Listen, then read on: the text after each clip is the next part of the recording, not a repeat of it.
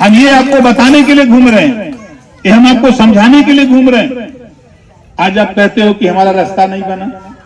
Vote तो बाबा साहब doctor Ambedkar ji ने इसी नाते दिया है ना।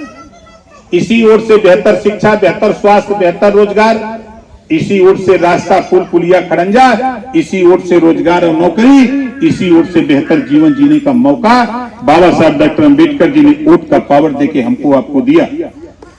लेकिन होता क्या है, ये चालाक लोग चुनाव आ जाता है तो समुद्र मंथन में जो माल निकला था समुद्र मंथन का जो माल निकला है, जिसको आप लोग दारू कहते हो या शराब, अब चुनाव आ जाएगा तो नेता लोग जो चालाक नेता हैं वो क्या करते हैं, गांव से 2 नेता पकड़ लिए और उनसे कहे कि ला तू एक पेटी सबके पिया हुआ, उसे नहीं माना तो उनका मुर्गा दिखा के कटवा के किया हुआ। ये दारू पिया के मुर्गा किया के तोहार वोट लेके हर 5 साल तो लोग के मुर्गा बना बना घुमाओ तुम, अपने बेटा बेटी के सिपाही दरोगा बनाओ।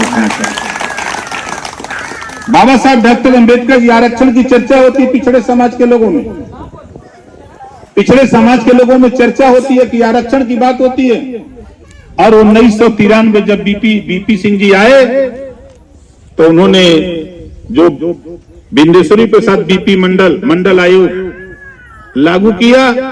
89 में जब वो प्रधानमंत्री बने तब बनने के बाद उन्होंने उसको लागू किया। 91 में विवाद हुआ, 93 में सुप्रीम कोर्ट ने कहा कि पिछड़ों को 27% आरक्षण आज से लागू किया जाता है। सुप्रीम कोर्ट के आदेश पे लागू हुआ।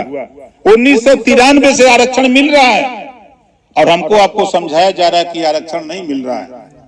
27% आरक्षण पिछड़ों को मिल रहा है, 10% सामान्य वर्ग को, 22.5% शेड्यूल का अनुसूचित जाति और जनजाति को मिल रहा है।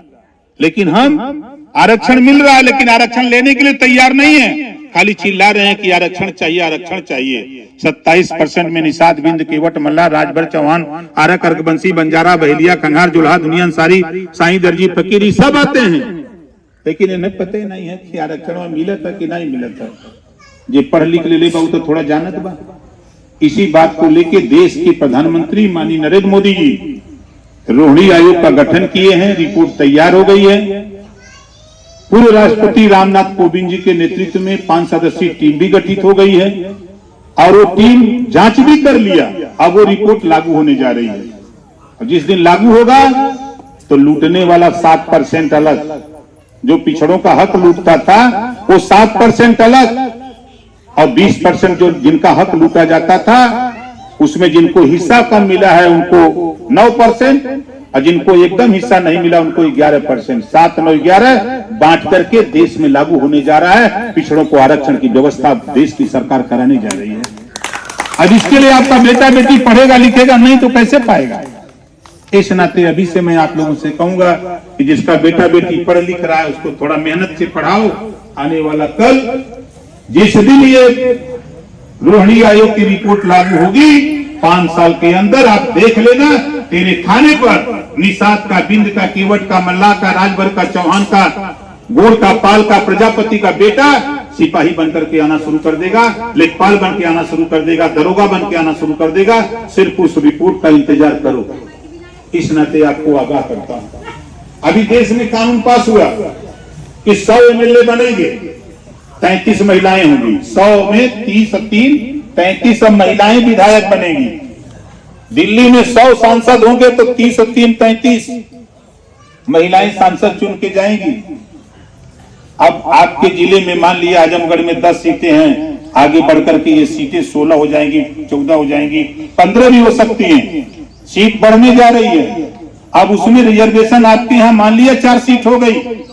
अभी से अगर हम अपने घर में जो हमारी बहू हो, बेटियां पढ़ लिख रहे हैं, उनको राजनीति में नहीं ले आएंगे, ये प्रधानी का चुनाव नहीं है कि हम लड़ा के चुनाव जितवा लिए और प्रधानी कर लिए। सदन के अंदर उसी की एंट्री होती है जिसके पास प्रमाण पत्र होता है कि यही विधायक है, फोटो रहती है, नहीं झटक देते हैं वहां जो सुरक्षा में लगे रहते हैं।